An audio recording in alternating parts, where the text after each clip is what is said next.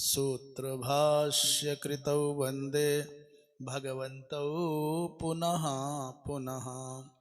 ईश्वरो गुरुरात्मेति मूर्तिभेदविभागिने व्योमवद्व्याप्तदेहाय दक्षिणामूर्तये नमः। श्री शंकराचार्य नवावतारं विद्वद्वरेण्यं च यतीन्द्रमुख्यं कलौ युगे धर्मयुगप्रवर्तकं वन्दे सदा श्रीकरपात्रिणं गुरुम्। आज भाद्रपद अमावस्या सोमवार 2 सितंबर 2024। परम श्रद्धेय ऋषिकल्प विविध शास्त्र सिद्धांत निष्ठा संपन्न पूज्य मिश्र गुरु जी की पावन उपस्थिति, परम श्रद्धेय सरलता सहजता की मूर्ति पूज्य श्री प्रबोधाश्रम जी महाराज की पावन उपस्थिति को नमन। पधारे हुए व्यास जी महाराज, उपस्थित जिज्ञासु,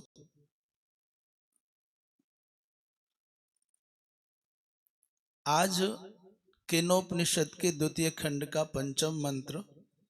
अब तक हम चतुर्थ मंत्र अर्थात प्रतिबोध विदितम मतम अमृतत्वम ही विन्दते आत्मना विन्दते वीर्यम और विद्यया विन्दते अमृतम। अच्छा, ऋषि जी की उपस्थिति की बात चल रही है। ऋषि जी ऐसा लग रहा है खाली खाली सी लग रही कोई जगह। हाँ, तो चतुर्थ मंत्र पर विचार संपन्न हो गया। अब पंचम मंत्र की उपक्रमणिका में भगवान भाष्यकार कहते हैं कष्टा खलु सुर नर तिर्यक प्रणेता सुर नर तिर्यक प्रेतादिषु संसार दुख बहुलेषु प्राणि निकायेषु। ये सप्तमी अंत है। सुर नर तिर्यक प्रेतादिषु, ये भी सप्तमी, और संसार दुख बहुलेषु और प्राणि निकायेषु, ये सब सप्तमी। माने क्या कहना चाहते हैं?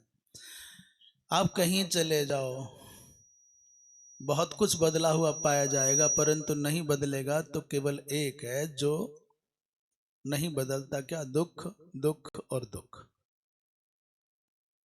देश बदल जाएंगे, जाति बदल जाएंगी, भाषाएं बदल जाएंगी, संस्कृतियां बदल जाएंगी, सब कुछ बदल जाएगा, पर नहीं बदलेगा तो दर्द से विह्वल होते हुए लोगों की आंखों के आंसुओं का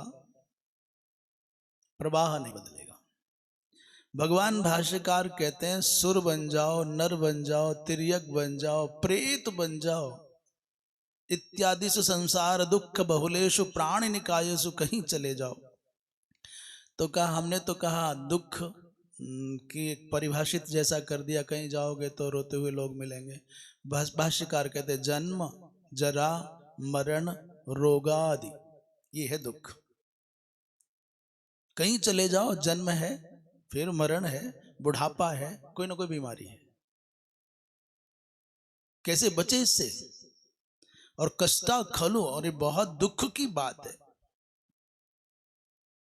बड़े दुख की बात है। इससे बचने, इसके कारण क्या है? बोले ये प्राप्ति क्यों होती है? जन्म जरा मरण रोग आदि संप्राप्ति क्यों होती है?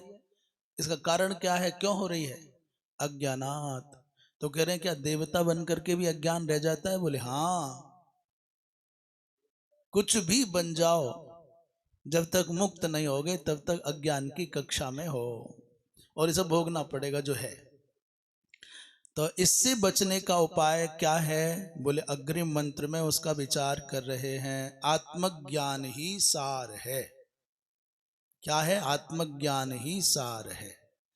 उस आत्मज्ञान को द्वैत की भाषा में, भाव की भाषा में, भक्ति की भाषा में भगवान कह देते हैं।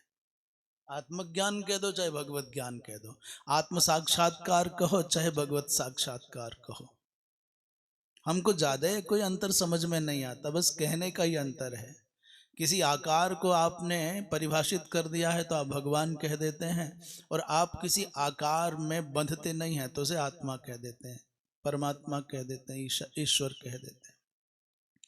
मंत्र क्या है, बहुत महत्वपूर्ण है, और प्रायः गुरुजन इस मंत्र को प्राणियों के अंदर प्रेरणा भरने के लिए बहुत प्रयोग करते हैं, और बहुत निश्चित रूप से प्रेरणादायक है। ये भगवती श्रुति का उद्घोष है। हे मनुष्य, यहाँ रहते रहते तुमने तत्व को जान लिया तो जीवन सार्थक हो गया, और नहीं जाना तो महति विनष्टि है। इह चेदवेदी दथ सत्यमस्ति न चेदिहा वेदीन महति विनष्टि भूतेषु भूतेषु विचित्य धीरा प्रेत्यास्माल लोकादमृता भवन्ति। इह चेदवेदी दथ सत्यमस्ति, इह माने अस्मिन्नेव जन्मनि, माने मनुष्य जन्मनि, इसी जन्म में, इसी जीवन में, यहीं जो तुम बैठे हो। एक महात्मा कहते थे यहीं अभी, और अभी नहीं तो कभी नहीं, और यहीं नहीं तो कहीं नहीं, और अभी नहीं तो कभी नहीं। कौन से मुहूर्त की प्रतीक्षा कर रहे हो कि तब करेंगे, तब आएगा, तब होगा, वहां जाएंगे? कहीं चले जाना, देवता बन जाओगे, तिर्यक बन जाओगे, मनुष्य बन जाओगे, प्रेत बन जाओगे, कहीं चले जाओ, ये जन्म जरा मृत्यु दुख ये सब व्याधि आदि घेरे रहेंगी। इसलिए अभी मुहूर्त है, यही मुहूर्त है, इसी में अपने जीवन को कृतार्थ करने के लिए यह सब देना। अत्र किम बोले, यह माने अस्मिन्नेव जन्मनि, चेत माने यदि आपने क्या किया, बोले अवेदीत, यदि आपने आत्म तत्व को जाना तो सत्यमस्ति माने फिर तो जय जय है। और नचेत इह अवेदीन, यदि आपने आत्म तत्व को यहाँ न जाना, अवसर पाकर के भी आपने व्यर्थ के कृत्यों में अपने जीवन को गंवा दिया, तो महति विनष्टि ही, महान हानि है। महान हानि, कितनी बड़ी हानि है, बोले महति, महति शब्द के द्वारा ही बात कह करके क्या कहें, फिर कितनी बताएं। भूतेषु क्या करना चाहिए, बोले भूतेषु भूतेषु विचित्य धीरा, धीरा माने विद्वांसः ज्ञानिनः विपश्चितः। क्या करते हैं, बोले प्राणी प्राणी मात्र का अन्वेषण करते हैं, अनुसंधान करते हैं, और विचित्य माने से आत्म तत्व को चयन करते हैं, माने जानते हैं। और प्रेत्यस्मात् लोकात् अमृता भवन्ति, और फिर इस संसार की यात्रा को संपन्न करके अमृतत्व को प्राप्त कर लेते हैं। तो बड़ी बात क्या है, बोले जानो तो ही तुम्हारे जीवन की कृतार्थता है, यदि बिना जाने चले गए तो महान हानि हो जाएगी। भगवान भाष्यकार की दृष्टि से इस मंत्र पर विचार कर लेते हैं। भाष्यकार कह रहे हैं यह एव चेत, अर्थात यहाँ एव चेत का तात्पर्य कुछ जोड़ रहे हैं, मनुष्यो अधिकृतः समर्थः सन यदि अवेदीत आत्मानं, कैसे आत्मा, बोले यथोक्त लक्षणम यदि विदितवान यथोक्तेन प्रकारेण अथ तदा अस्ति सत्यम, माने मनुष्य जन्मनि अस्मिन् अविनाशो, अस्मिन् अविनाशो अर्थवत्ता वा सद्भावो वा परमार्थता वा सत्यम विद्यते। मंत्र के कितने भाग का व्याख्यान किया भाष्यकार ने, यह चेद वेदी दथ सत्यम अस्ति, यहां तक की चर्चा कर रहे हैं। मनुष्य ही उस आत्मज्ञान की प्राप्ति में अधिकृत है, अधिकारी है। हो सकता है कि मनुष्य भारी कष्ट में हो, रोग से अभिव्याप्त उसका तन हो सकता है कि बाह्य व्यावहारिक पारिवारिक और सांसारिक विविध प्रतिकूलताओं के संघर्ष में जूझ रहा हो सकता है कि क्षुधा और पिपासा से त्रस्त हो, आक्रांत हो, ठीक से तन ढकने के लिए वसन न हो, और हो सकता है कि उसी के समानांतर कोई पास में कुत्ता बढ़िया चांदी के पात्र में भोजन पा रहा हो, मर्सिडीज गाड़ी में भ्रमण कर, आजकल मर्सिडीज का क्रेज कम है, ऑडी ज्यादा चलती है, बोले फॉर्च्यूनर में घूम रहा हो, बढ़िया से बढ़िया संसाधनों से, परफ्यूम से उसको सजाया जाता हो, तो भी सतधा विविध प्रकार के सुख सुविधाओं का उपभोग करते हुए भी कुत्ता कितना भी सुखी दिखाई देता हो, और चाहे मनुष्य कितना भी असक्त असहाय दीनहीन दिखाई देता हो, और भले ही मैं कहता हूं कि मनुष्य के दोनों हाथ न हो, मनुष्य के दोनों आंख न हो, मनुष्य के कान भी न हो, मनुष्य मूक भी हो, मनुष्य के दोनों पैर भी ना हो, तो भी मनुष्य उस कुत्ते से लाख गुना अधिक श्रेष्ठ है, उत्तम है। क्यों? बोले एक ही बात है, कुत्ते के पास में सब कुछ है पर एक नहीं है जो होना चाहिए, आत्मज्ञान की अधिकारिता नहीं है। और मनुष्य के पास में करण नहीं है, करण माने साधन नहीं है, माने ये उपकरणी तो है, हाथ पैर इंद्रियां क्या उपकरण है, पर हृदय है ना। अरे परमात्मा को पाने के लिए इंद्रियां नहीं चाहिए, हृदय चाहिए, हृदय, और वो है।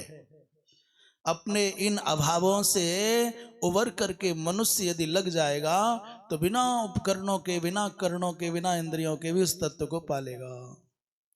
मुझसे कोई पूछे साहब रो रहे हैं, आंख नहीं है, हमारी आंख, कोई रो रहा है हमारी आंख छोटी है, कोई रो रहा है हमारे होठ बहुत बड़े और हमारा रंग काला कर दिया, मर जाओ। गोरे होते कुत्ता बना दिए होते क्या करते? तो जो मिला उसके लिए पहले धन्यवाद देने का स्वभाव बनाना चाहिए कि हमको ये मिला है। अभी तुलना कर रहे हैं दूसरों से। अरे बाबा, जो गुणवत्ता, जो विशेष विलक्षणता, जो विशेषता तुमको परमात्मा ने दी, पहले उस गुणवत्ता का, उस विशेषता का, उस विलक्षणता का, उस योग्यता का सदुपयोग करो, भगवान को धन्यवाद दो ना। और जब इससे उबर पाओ, जब इससे निच्चू हो पाओ, माने निवृत्त हो पाओ, तब सोचना कि ये गुण नहीं मिला है हमको, मरे जा रहे हैं। जो साधन मिला उसका सदुपयोग करेंगे नहीं, जो नहीं मिला उसके लिए हाय हाय करेंगे, तो ऐसे कैसे होगा? तो मनुष्य एवं अधिकृत, और अधिकृत किम समर्थ अस्ति, उसी में सामर्थ्य है। इसलिए ये सामर्थ्य पाकर के, अधिकारिता पाकर के, यदि अवेदित माने आत्मा को जाना, कैसे आत्मा को? बोलो यथोक्त लक्षण वाले आत्मा को, जो पूर्वोक्त लक्षण है, माने अवेदित माने विदितवान, कैसे? बोले यथोक्तेन प्रकारेण, जो उसकी विधि है उस प्रकार से। अथ तदा अस्ति तो सत्यम, तो फिर बहुत अच्छा है, सही क्या? उसने मनुष्य जन्म को, मनुष्य जन्म में उस अविनाशी तत्व को प्राप्त कर लिया। अब इस जीवन की अर्थवत्ता हो गई, सार्थकता हो गई, इस मनुष्य जीवन का सद्भाव हो गया। भैया आत्मसत्ता को जाने बिना इस जीवन का सद्भाव नहीं है, फिर क्या है? असद्भाव है। सद्भाव माने, सद्भाव माने सत कहते हैं परमात्मा को, सद माने परमात्मा, सद्भाव, और वही समझ लीजिए परमार्थता सत्य हो गई, अन्यथा जीवन व्यर्थ चला गया। आगे क्या कह रहे हैं? प्रभु है पुस्तक, अच्छा बोले पाठ करें आगे। न चेदिहा वेदीत इति, न चेदिहा वेदीत इति, और न चेद इह जीवन चेत अधिकृतः अवेदीत न विदितवान, तदा महति माने अनंता, विनष्टि माने विनाशनम, जन्म जरा मरणादि प्रबंधा विच्छेद लक्षणा संसार गति। विनष्टि क्या है? महान विनाश क्या होगा उसकी बात कर रहे हैं। न चेद यह अवेदित, यदि आपने मनुष्य शरीर पाकर के वर्णाश्रम धर्मनिष्ठ परंपराओं में आप अवसर प्राप्त करके भारतवर्ष में जन्म पाया, मनुष्य हो गए, राम कृष्ण इत्यादि भगवत परम उपासना की परंपरा में आपका जन्म हो गया, माने भारत भी मिला होता, मनुष्य भी बने होते, ईसाई होते तो क्या कर लेते, मैंने नास्तिक होते तो क्या कर लेते, ऐसा परिवेश मिला होता। तो ऋषि परंपरा में आपको जीवन जीने का सौभाग्य मिला और वैसा आपको अवसर भी है। ऐसा अवसर पाने पर भी आपने अधिकृत होने पर भी जीवित रहते आपने आत्म तत्व को नहीं जाना। तदा महति माने दीर्घा, महति शब्द का पर्यायवाची कह रहे हैं दीर्घा, और दूसरा पर्यायवाची कर रहे हैं अनंता। क्या बोले विनष्टि विनष्टि, महाविनाश होगा। कैसा विनाश होगा? बोले बारंबार बारंबार जन्म लो, बारंबार मरो, बारंबार बूढ़े हो। ये जो प्रबंधा विच्छेद, इस बंधन का अविच्छेद लक्षणात्मक, अर्थात ये बंधन का अविच्छेद ही रहेगा, कटेगा नहीं बंधन। ये भगवान भाष्यकार की बड़ी मधुर भाषा में स्मरण करें, पुनरपि जननम पुनरपि मरणम पुनरपि जननी जठरे शयनम। तो ये पुनरपि जननम पुनरपि मरणम इत्यादि का जो जरा और मृत्यु से संबद्ध बंधन है वो कटेगा ही नहीं, ये महाविनाश है। ये संसार की गति तुम्हारे पीछे पड़ी रहेगी। इसलिए कह रहे हैं तस्मादेव तस्मादेवम, इसलिए भैया गुण दोषौ विजानन्तो ब्राह्मणा। अब चूंकि अब तक मंत्र का क्या अर्थ निश्चित हो गया, यह चेद वेदी दत्त सत्यमस्ति न चेद यहा वेदीन महति विनष्टि, यहाँ तक की चर्चा हो गई भाष्यकार की दृष्टि से। इसीलिए चूंकि जन्म मिला है और हम आत्म तत्व को जाने, नहीं जाना तो बड़ी हानि हो जाएगी। इसलिए गुण दोषौ विजानन्तो, गुण और दोष को जानने वाले ब्राह्मण, यहाँ ब्राह्मण तात्पर्य ब्रह्म ब्रह्म ज्ञान प्राप्ति, ब्रह्म ज्ञान को प्राप्त करने के लिए प्रयत्माना। यहाँ जो ब्राह्मण पद का तात्पर्य है केवल जाति मात्र में ब्राह्मण का जन्म हुआ है तो सत्य है। जैसे अच्छा मनुष्यों में ही झमेला है साहब, जन्म से कैसे जाति मान लोगे? हाँ सच में ही मनुष्य में ही झगड़ा है। अनेक अनेक प्रकार के संघ संगठन समाज कहते हैं कैसे मान लोगे जन्म से जाति को? तो कर्म से माननी पड़ेगी।